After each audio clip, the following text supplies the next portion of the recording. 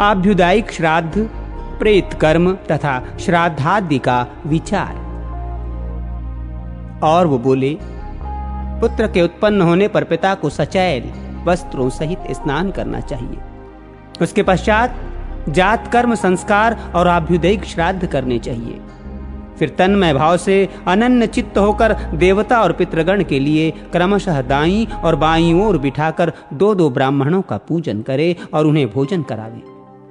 हे राजन, पूर्व अथवा उत्तर की ओर मुख करके दधी, अक्षत और बदरी फल से बने हुए पिंडों को देवतीर्थ या प्रजापति तीर्थ से दान करें।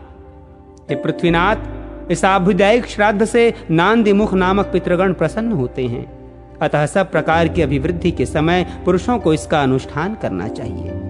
कन्या और पुत्र के विवाह में, गृह प्रवेश में, बालकों के नामकरण तथा चूड़ाकर्म आदि संस्कारों में, सीमंतोन्नयन संस्कार में और पुत्र आदि के मुख देखने के समय गृहस्थ पुरुष एकाग्र चित्त से नांदी मुख नामक पितृगण का पूजन करे। हे पृथ्वीपाल, आभ्युदायिक श्राद्ध में पितृ पूजा का ये सनातन क्रम तुमको सुनाया। अब प्रेत क्रिया की विधि सुनो।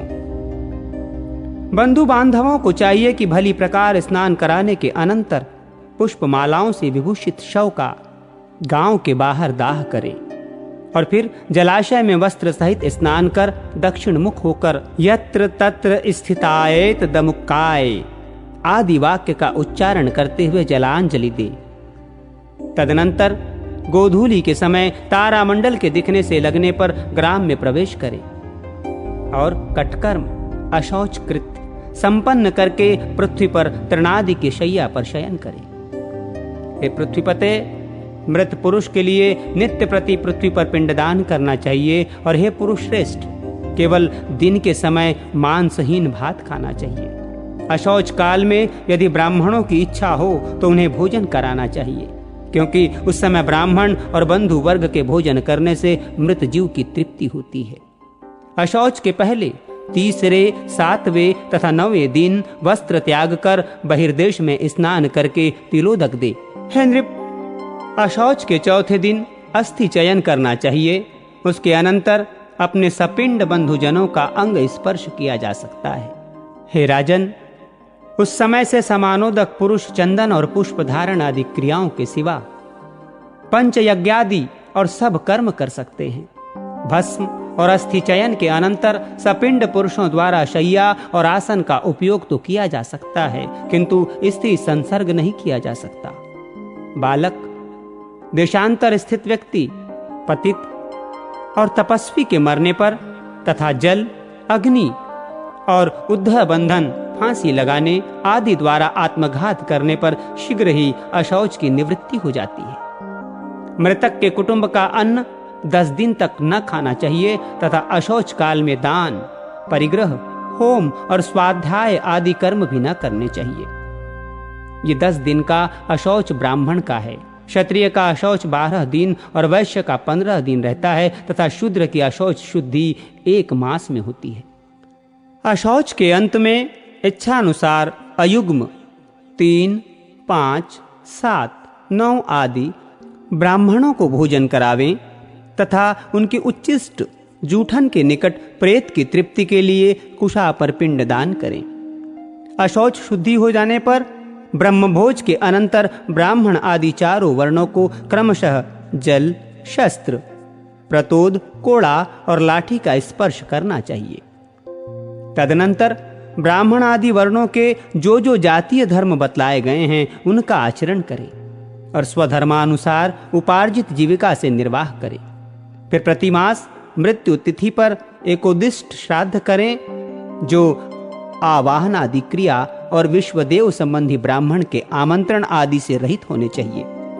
उस समय 1 अर्घ्य और 1 पवित्रक देना चाहिए तथा बहुत से ब्राह्मणों के भोजन करने पर भी मृतक के लिए 1 ही पिंड दान करना चाहिए। तदनंतर यजमान के अभिरम्यताम ऐसा कहने पर ब्राह्मणगण अभिरताः स्मः ऐसा कहें और फिर पिंडदान समाप्त होने पर अमुकस्य अक्षयमीदमुपतिष्ठताम इस वाक्य का उच्चारण करें। इस प्रकार 1 वर्ष तक प्रतिमास एकोदिष्ट कर्म करने का विधान है। हे राजेंद्र, वर्ष के समाप्त होने पर सपिंडीकरण करें, उसकी विधि सुनो। हे पार्थिव, इस सपिंडीकरण कर्म को भी 1 वर्ष 6 मास अथवा 12 दिनों के अनंतर एकोदिष्ट श्राद्ध की विधि से ही करना चाहिए। इसमें तिल, गंध और जल से युक्त 4 पात्र रखें।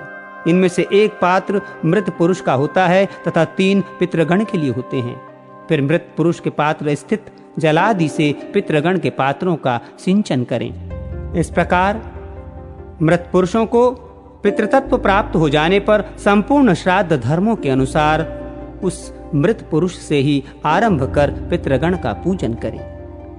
हे राजन, पुत्र, पौत्र, प्रपौत्र, भाई, भतीजा अथवा अपनी सपिंडिक संतति में उत्पन्न हुआ पुरुष ही श्राद्धादि क्रिया करने का अधिकारी होता है।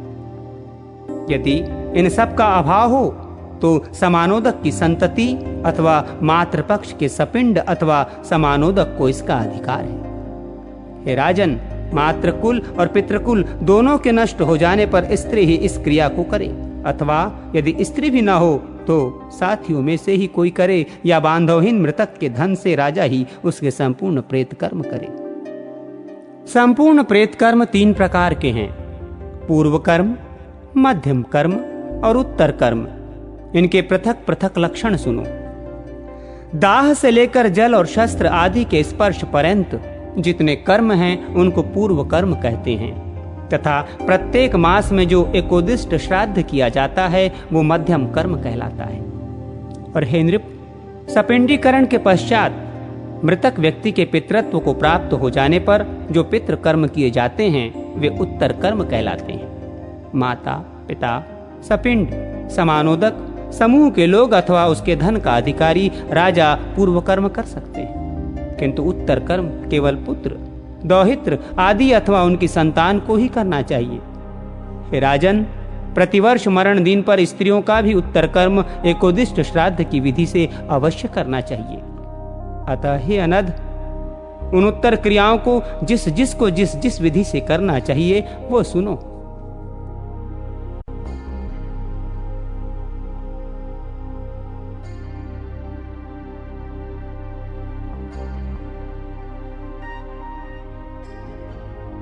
श्राद्ध प्रशंसा, श्राद्ध में पात्र अपात्र का विचार।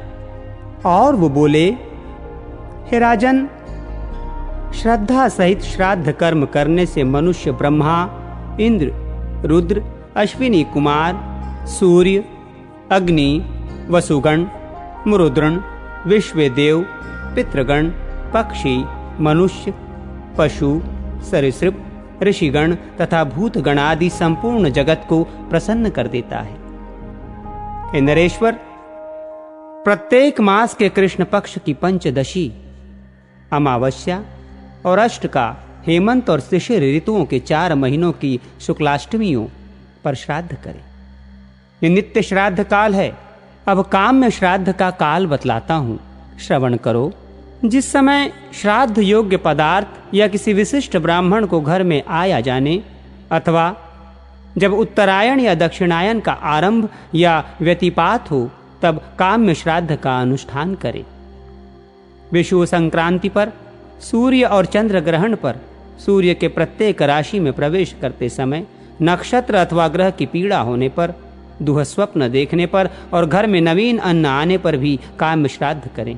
जो अमावस्या, अनुराधा, विशाखा या स्वाति नक्षत्र युक्ता हो, उसमें श्राद्ध करने से पितृगण 8 वर्ष तक तृप्त रहते हैं, तथा जो अमावस्या पुष्य, आद्रा या पुनर्वसु नक्षत्र युक्ता हो, उसमें पूजित होने से पितृगण 12 वर्ष तक तृप्त रहते हैं। जो पुरुष पितृगण और देवगण को तृप्त करना चाहते हों, उनके लिए धनिष्ठा, पूर्व भाद्रपदा तथा शतभिषा नक्षत्र युक्त अमावस्या अति दुर्लभ है। हे पृथ्वीपते, जब अमावस्या इन 9 नक्षत्रों से युक्त होती है, उस समय किया हुआ श्राद्ध पितृगण को अत्यंत तृप्तिदायक होता है। इनके अतिरिक्त पितृभक्त इलापुत्र महात्मा पुरुरवा के अति विनित भाव से पूछने पर श्री सनत कुमार जी ने जिनका वर्णन किया था, वे अन्य तिथियां भी सुनो। श्री सनत कुमार जी बोले, वैशाख मास की शुक्ला तृतीया, कार्तिक शुक्ल नवमी, भाद्रपद कृष्णा त्रयोदयी तथा माघ मास की अमावस्या, इन 4 तिथियों को पुराणों में युगाधा कहा है। ये चारों तिथियां अनंत पुण्यदायिनी हैं। चंद्रमा या सूर्य के ग्रहण के समय, 3 अष्टकाओं में तथा उत्तरायण तथा दक्षिणायन के आरंभ में जो पुरुष एकाग्र चित्त से पितृगण को तिल सहित जल भी दान करता है, वो मानो 1 सहस्र वर्ष के लिए श्राद्ध कर देता है। ये परम रहस्य स्वयं पितृगण ही कहते हैं। यदि कदाचित माघ की अमावस्या का शतभिषा नक्षत्र से योग हो जाए तो पितृगण की तृप्ति के लिए ये परम उत्कृष्ट काल होता है। हे राजन, अल्प पुण्यवान पुरुषों को ऐसा समय नहीं मिलता, और यदि उस समय माघ की अमावस्या में धनिष्ठा नक्षत्र का योग हो, तब तो अपने ही कुल में उत्पन्न हुए पुरुष द्वारा दिए हुए अन्नोदक से पितृगण की 10 सहस्र वर्ष तक तृप्ति रहती है। तथा यदि उसके साथ पूर्व भाद्रपद का नक्षत्र का योग हो और उस समय पितृगण के लिए श्राद्ध किया जाए तो उन्हें परम तृप्ति प्राप्त होती है और वे 1 सहस्र युग तक शयन करते रहते हैं।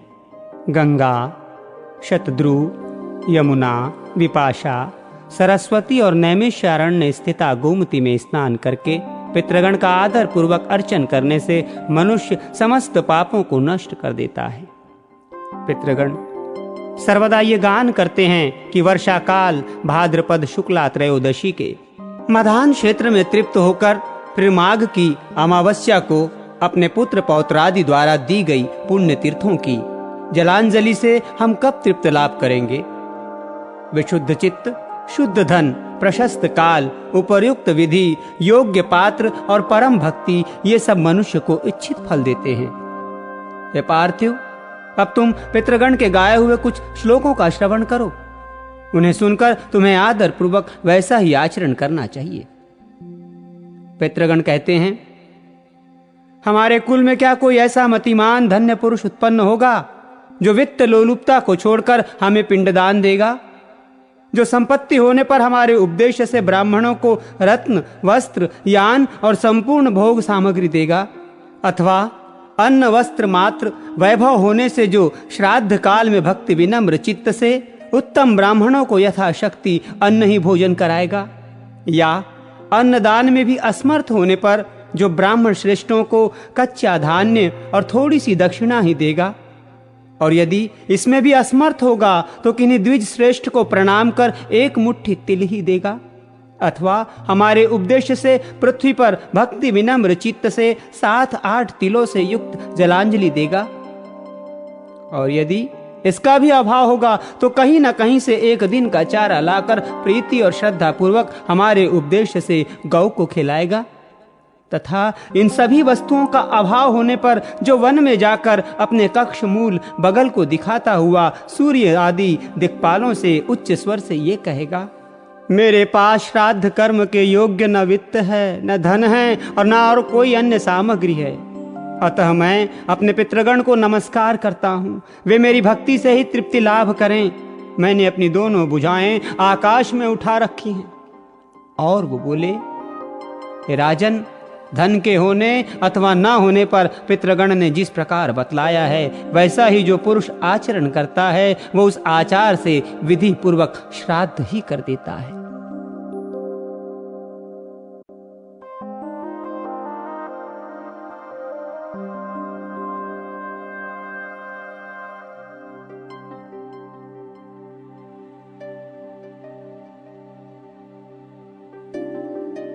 श्राद्ध विधि। और वो बोले, हे राजन, श्राद्ध काल में जैसे गुणशील ब्राह्मणों को भोजन कराना चाहिए वो बतलाता हूं, सुनो।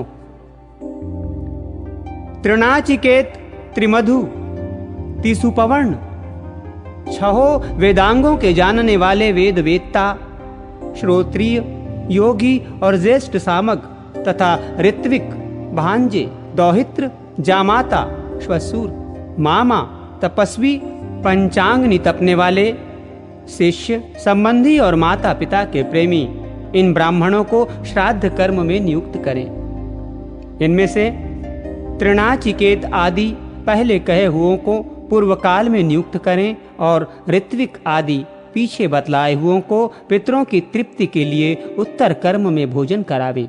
मित्रघाती, स्वभाव से ही विकृत नखों वाला, नपुंसक, काले दांतों वाला, कन्यागामी, अग्नि और वेद का त्याग करने वाला, सोमरस बेचने वाला, लोक निंदित, चोर, चुगलखोर, ग्राम पुरोहित, वेतन लेकर पढ़ाने वाला अथवा पढ़ने वाला, पुनर्विवाहिता का पति, माता पिता का त्याग करने वाला, शूद्र की संतान का पालन करने वाला, शूद्रा का पति तथा देवोपजीवी ब्राह्मण श्राद्ध में निमंत्रण देने योग्य नहीं है। श्राद्ध के पहले दिन बुद्धिमान पुरुष क्षौत्रिय आदि विहित ब्राह्मणों को निमंत्रित करे और उनसे ये कह दे कि आपको पितृ श्राद्ध में और आपको विश्वदेव श्राद्ध में नियुक्त होना है।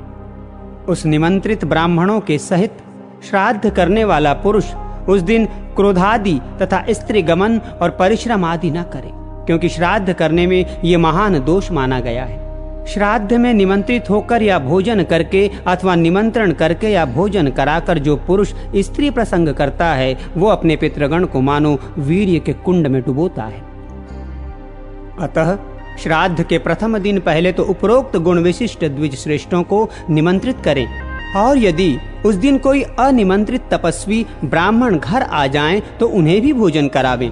घर आए हुए ब्राह्मणों का पहले पाद शुद्धि आदि से सत्कार करें, फिर हाथ धोकर उनके आचमन कराने के अनंतर आसन पर बिठावे। अपनी सामर्थ्य अनुसार पितृगण के लिए अग्युम और देवगण के लिए युग्म ब्राह्मण नियुक्त करें, अथवा दोनों पक्षों के लिए एक एक ब्राह्मण की ही नियुक्ति करें। और इसी प्रकार वैश्वदेव के सहित माता मह श्राद्ध करें, अथवा पितृपक्ष और माता मह पक्ष दोनों के लिए भक्ति पूर्वक एक ही वैश्वदेव श्राद्ध करें। देव पक्ष के ब्राह्मणों को पूर्वाभिमुख बिठाकर और पितृपक्ष तथा माता महपक्ष के ब्राह्मणों को उत्तरमुख बिठाकर भोजन करावे। हे नृप, कोई तो पितृपक्ष और माता महपक्ष के श्राद्धों को अलग अलग करने के लिए कहते हैं, और कोई महर्षि दोनों का एक साथ एक पाक में ही अनुष्ठान करने के पक्ष में है। विज्ञ व्यक्ति प्रथम निमंत्रित ब्राह्मणों के बैठने के लिए कुशा बिछाकर फिर अर्धदान आदि से विधि पूर्वक पूजा कर उनकी अनुमति से देवताओं का आवाहन करें। तदनंतर श्राद्ध विधि को जानने वाला पुरुष यवमिश्रित जल से देवताओं को अर्धदान करें और उन्हें विधि पूर्वक धूप, दीप, गंध तथा माला आदि निवेदन करें। ये समस्त उपचार पितृगण के लिए अपसव्य भाव से निवेदन करें और फिर ब्राह्मणों की अनुमति से 2 भागों में बंटे हुए कुशाओं का दान करके मंत्रोच्चारण पूर्वक पितृगण का आवाहन करें तथा हे राजन, अपसव्य भाव से तिलोदक से अधर्यादि दे। हे नृप, उस समय यदि कोई भूखा पथिक अतिथि रूप से आ जाए तो निमंत्रित ब्राह्मणों की आज्ञा से उसे भी यथेच्छ भोजन करावे। अनेक अज्ञात स्वरूप योगीगण मनुष्यों के कल्याण की कामना से नाना रूप धारण कर पृथ्वी तल पर विचरते रहते हैं। अतः विज्ञ पुरुष श्राद्ध काल में आए हुए अतिथि का अवश्य सत्कार करे। हे नरेंद्र, उस समय अतिथि का सत्कार न करने से वो श्राद्ध क्रिया के संपूर्ण फल को नष्ट कर देता है। हे पुरुष श्रेष्ठ, तदनंतर उन ब्राह्मणों की आज्ञा से शाक और लवणहीन अन्न से अग्नि में 3 बार आहुति दे। हे राजन, उनमें से अज्ञये कव्यवाहनाय स्वाहा इस मंत्र से पहली आहुति, सोमाय पितृमते स्वाहा इससे दूसरी, और वैवस्त्वाय स्वाहा इस मंत्र से तीसरी आहुति दे। तदनंतर आहुतियों से बचे हुए अन्न को थोड़ा थोड़ा सब ब्राह्मणों के पात्रों में परोस दे। फिर रुचि के अनुकूल अति संस्कार युक्त मधुर अन्न सबको परोसें और अति मृदुल वाणी से कहें कि आप भोजन कीजिए। ब्राह्मणों को भी तद चित्त और मौन होकर प्रसन्न मुख से सुखपूर्वक भोजन करना चाहिए तथा यजमान को क्रोध और उतावलेपन को छोड़कर भक्ति पूर्वक परोसते रहना चाहिए। फिर रक्षोध्र मंत्र का पाठ कर श्राद्ध भूमि पर तिल छिड़के तथा अपने पितृ रूप से उस द्विज श्रेष्ठों का ही चिंतन करें और कहें कि इन ब्राह्मणों के शरीरों में स्थित मेरे पिता, पितामह और प्रपितामह आदि आज तृप्ति लाभ करें। होम द्वारा सबल होकर मेरे पिता, पितामह और प्रपितामह आज तृप्ति लाभ करें। मैंने जो पृथ्वी पर पिंडदान किया है उससे मेरे पिता, पितामह और प्रपितामह तृप्ति लाभ करें। श्राद्ध रूप से कुछ भी निवेदन न कर सकने के कारण मैंने भक्तिपूर्वक जो कुछ कहा है उस मेरे भक्ति भाव से ही मेरे पिता, पितामह और प्रपितामह तृप्ति लाभ करें। मेरे मातामह, नाना, उनके पिता और उनके भी पिता तथा विश्व देवगण परम तृप्ति लाभ करें तथा समस्त राक्षस गण नष्ट हों। यहाँ समस्त हव्य कव्य के भोक्ता यज्ञेश्वर भगवान हरि विराजमान हैं। अतः उनकी सन्निधि के कारण समस्त राक्षस और असुरगण यहाँ से तुरंत भाग जाएं। तदनंतर ब्राह्मणों के तृप्त हो जाने पर थोड़ा सा अन्न पृथ्वी पर डालें और आचमन के लिए उन्हें एक एक बार और जल दें। फिर भली प्रकार तृप्त हुए उन ब्राह्मणों की आज्ञा होने पर समाहित चित्त से पृथ्वी पर अन्न और तिल के पिंड दान करें और पितृ तीर्थ से तिलयुक्त जलांजलि दें तथा मातामह आदि को भी उस पितृ तीर्थ से ही पिंडदान करें। ब्राह्मणों की उच्छिष्ट जूठन के निकट दक्षिण की ओर अग्रभाग करके बिछाए हुए कुशाओं पर पहले अपने पिता के लिए पुष्पादि धूप आदि से पूजित पिंडदान करें। तत्पश्चात एक पिंड पितामह के लिए और एक प्रपितामह के लिए दें और फिर कुशाओं के मूल में हाथ में लगे अन्न को पोंछकर लेप भाग भुजस्त्र पयमताम ऐसा उच्चारण करते हुए लेप भोजी पितृगण को तृप्त करें। इसी प्रकार गंध और मालादि युक्त पिंडों से मातामह आदि का पूजन कर फिर दिव्य श्रेष्ठ को आचमन करावें। और हे नरेश्वर, इसके पीछे भक्तिभाव से तन्मय होकर पहले पितृपक्षीय ब्राह्मणों का सुस्वधा ये आशीर्वाद ग्रहण करता हुआ यथाशक्ति दक्षिणा दे। फिर वैश्वदेविक ब्राह्मणों के निकट जा उन्हें दक्षिणा देकर कहें कि इस दक्षिणा से विश्व देवगण प्रसन्न हो। उन ब्राह्मणों के तथास्तु कहने पर उनसे आशीर्वाद के लिए प्रार्थना करें और फिर पहले पितृपक्ष के और पीछे देव पक्ष के ब्राह्मणों को विदा करें। विश्व देवगण के सहित मातामह आदि के श्राद्ध में भी ब्राह्मण भोजन, दान और विसर्जन आदि की यही विधि बतलाई गई है।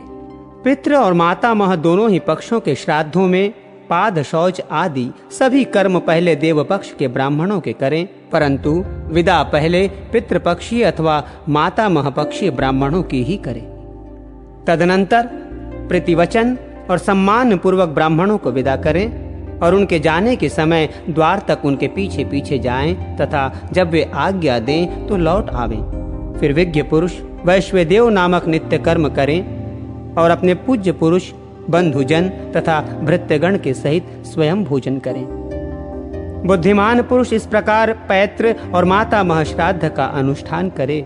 श्राद्ध से तृप्त होकर पितृगण समस्त कामनाओं को पूर्ण कर देते हैं। दौहित्र, लड़की का लड़का, कुतप, दिन का 8वां मुहूर्त और तिल, ये 3 तथा चांदी का दान और उसकी बातचीत करना, ये सब श्राद्ध काल में पवित्र माने गए हैं। हे राजेंद्र, श्राद्धकर्ता के लिए क्रोध, मार्ग गमन और उतावलापन, ये 3 बातें वर्जित हैं तथा श्राद्ध में भोजन करने वालों को भी इन तीनों का करना उचित नहीं है। हे राजन, श्राद्ध करने वाले पुरुष से विश्वदेवगण, पितृगण, मातामह तथा कुटुंबीजन सभी संतुष्ट रहते हैं। हे भूपाल, पितृगण का आधार चंद्रमा है और चंद्रमा का आधार योग है, इसलिए श्राद्ध में योगी जन को नियुक्त करना अति उत्तम है। हे राजन, यदि श्राद्ध भोजी 1,000 ब्राह्मणों के सम्मुख एक योगी भी हो तो वो यजमान के सहित उन सब का उद्धार कर देता है।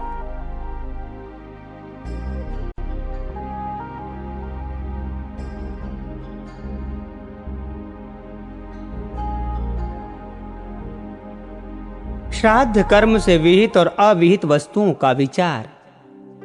और वो बोले, हवि, मत्स्य, शशक, खरगोश, नकुल, शूकर, छाग, कस्तूरिया मृग, कृष्ण मृग, गवय, वनगाय और मेष के मांसों से तथा गव्य, गौ के दूध घी आदि से पितृगण क्रमशः एक एक मास अधिक तृप्ति लाभ करते हैं और व्राघ्रिणस पक्षी के मांस से सदा तृप्त रहते हैं। हे नरेश्वर, श्राद्ध कर्म में गेंडे का मांस, कालशाक और मधु अत्यंत प्रशस्त और अत्यंत तृप्तिदायक है। हे पृथ्वीपते, जो पुरुष गया में जाकर श्राद्ध करता है उसका पितृगण को तृप्ति देने वाला वो जन्म सफल हो जाता है।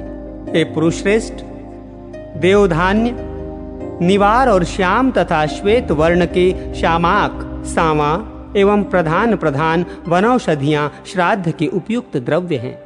जौ, कांगिनी, मूंग, गेहूं, धान, तिल, मटर, कचनार और सरसों, इन सब का श्राद्ध में होना अच्छा है।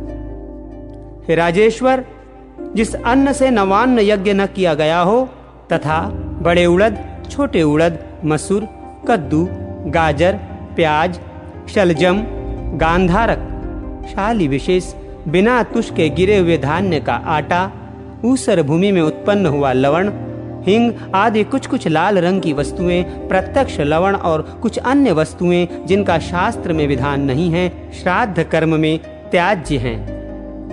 हे राजन, जो रात्रि के समय लाया गया हो, अप्रतिष्ठित जलाशय का हो, जिसमें गौ तृप्त न हो सकती हो, ऐसे गड्ढे अथवा दुर्गंध या फेन युक्त जल श्राद्ध के योग्य नहीं होता। एक खुरों वालों का, हुटनी का, भेड़ का, मृगी का तथा भैंस का दूध श्राद्ध कर्म में काम में न लें। हे पुरुषर्ष, नपुंसक, अपविद्ध, सत्पुरुषों द्वारा बहिष्कृत, चांडाल, पापी, पाषंडी, रोगी, कुक्कुट, श्वान, नग्न, वैदिक कर्म को त्याग देने वाला पुरुष, वानर, ग्राम्य शुकर, रजस्वला स्त्री, जन्म अथवा मरण के अशौच से युक्त व्यक्ति और शव ले जाने वाले पुरुष, इनमें से किसी की भी दृष्टि पड़ जाने से देवगण अथवा पितृगण कोई भी श्राद्ध में अपना भाग नहीं लेते। अतः किसी घिरे हुए स्थान में श्रद्धापूर्वक श्राद्ध कर्म करें तथा पृथ्वी में तिल छीड़कर राक्षसों को निवृत्त कर दें। राजन, श्राद्ध में ऐसा अन्न न दें जिसमें नख, केश या कीड़े आदि हों, या जो निचोड़ कर निकाले हुए रस से युक्त हो या बासी हो। श्रद्धा युक्त व्यक्तियों द्वारा नाम और गोत्र के उच्चारण पूर्वक दिया हुआ अन्न पितृगण को वे जैसे आहार के योग्य होते हैं वैसा ही होकर उन्हें मिलता है। हे राजन, इस संबंध में एक गाथा सुनी जाती है जो पूर्व काल में मनुपुत्र महाराज इक्ष्वाकु के प्रति पितृगण ने कलाप उपवन में कही थी। क्या हमारे कुल में ऐसे सन्मार्गशील व्यक्ति होंगे जो गया में जाकर हमारे लिए आदर पूर्वक पिंडदान करेंगे? क्या हमारे कुल में कोई ऐसा पुरुष होगा जो वर्षा काल में मधान शत्र युक्त त्रयोदशी को हमारे उपदेश से मधु और धृत्य युक्त पायस खीर का दान करेगा, अथवा गौरी कन्या से विवाह करेगा, नीला वृषभ छोड़ेगा या दक्षिणा सहित विधि पूर्वक अश्वमेघ यज्ञ करेगा?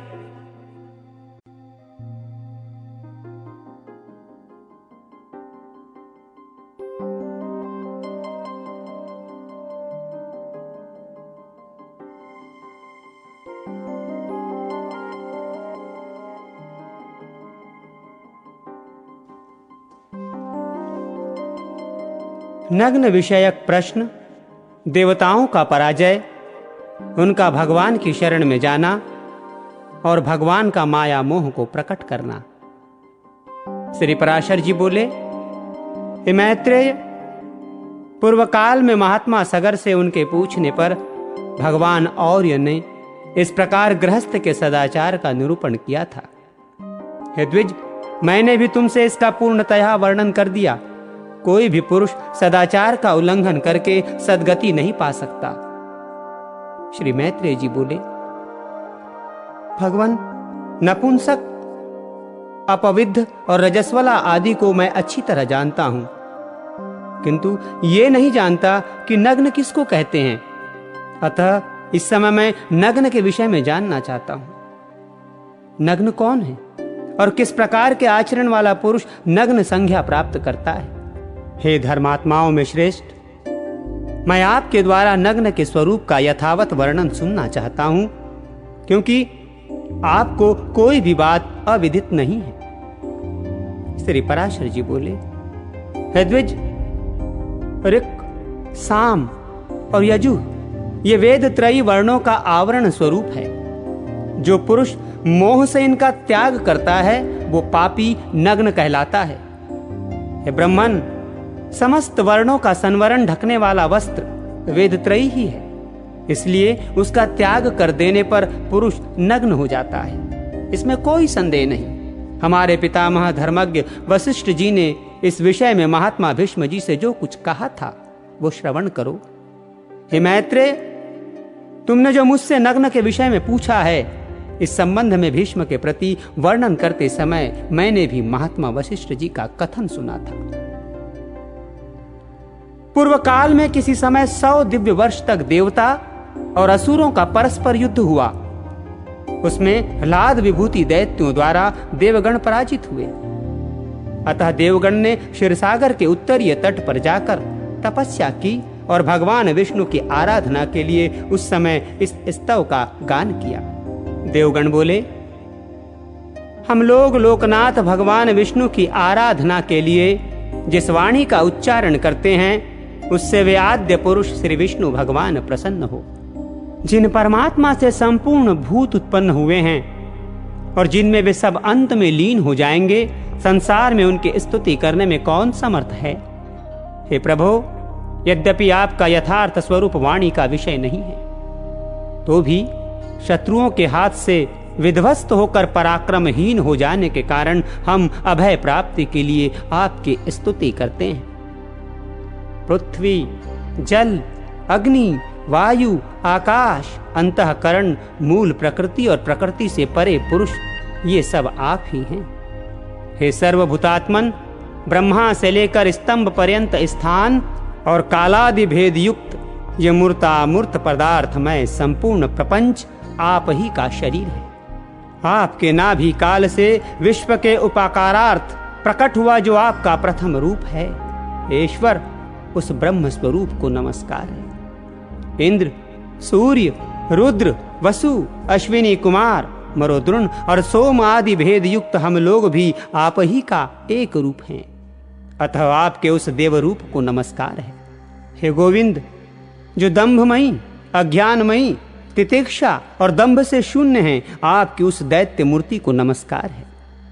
हे गोविंद, जो दंभमयी, अज्ञानमयी तथा तितिक्षा और दंभ से शून्य हैं, आपकी उस दैत्य मूर्ति को नमस्कार है। जिस मंद सत्व स्वरूप में हृदय की नाड़ियां अत्यंत ज्ञान वाहिनी नहीं होती तथा जो शब्दादि विषयों का लोभ होता है, आपके उस यक्ष रूप को नमस्कार है। हे पुरुषोत्तम, आपका जो क्रूरता और माया से युक्त घोर तपोमय रूप है, उस राक्षस स्वरूप को नमस्कार है। हे जनार्दन, जो स्वर्ग में रहने वाले धार्मिक जनों के यागादि सदकर्मों के फल सुखादि की प्राप्ति कराने वाला आपका धर्म नामक रूप है, उसे नमस्कार है। जो जल, अग्नि आदि गमनीय स्थानों में जाकर भी सर्वदा निर्लिप्त और प्रसन्नतामय रहता है, वो सिद्ध नामक रूप आप ही का है। ऐसे सिद्ध स्वरूप आपको नमस्कार है। हे हरे, जो अक्षमा का आश्रय, अत्यंत क्रूर और कामोपभोग से समर्थ आपका द्विजीव, 2 जीभ वाला रूप है, उस नाग स्वरूप आपको नमस्कार है। हे विष्णु, जो ज्ञानमय, शांत, दोष रहित और कल्मषहीन हैं, उस आपके मुनिमय स्वरूप को नमस्कार है। जो कल्पांत में अनिवार्य रूप से समस्त भूतों का भक्षण कर जाता है, हे पुंडरीकाक्ष, आपके उस काल स्वरूप को नमस्कार है। जो प्रलय काल में देवता आदि समस्त प्राणियों को सामान्य भाव से भक्षण करके नृत्य करता है, आपके उस रुद्र स्वरूप को नमस्कार है।